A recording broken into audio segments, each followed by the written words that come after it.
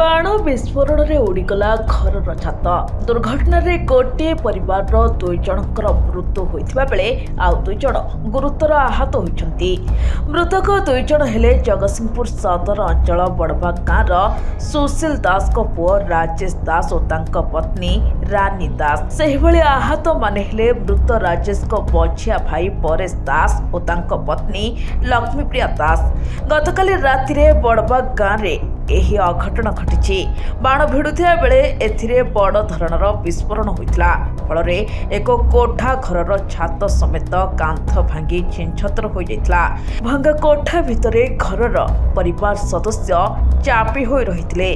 घटनास्थल में पुलिस अग्निशम और ड्राफ बाहिनी पहुंची आहत माननकु उद्धार करी चिकित्सालय नैथिले। विस्फोरण स्थल दीर्घ 3 घंटा धरी उद्धार कार्य जारी रहितला। तबे ही विस्फोरण किभଳି ହେଲା, विस्फोरण पछर कारण कौन ताहा एजाए जना पड़िनी। तेबे पुलिस तदंत जारी रहितबा बेले वर्तमान सुद्धा साइंटिफिक टीम एवं बम स्क्वाड पहुंची तदंत करुछंती। बाण विस्फोरण होईछि कि अन्य केउ कारणरू विस्फोरण होईछि ताहा जना पड़िनी।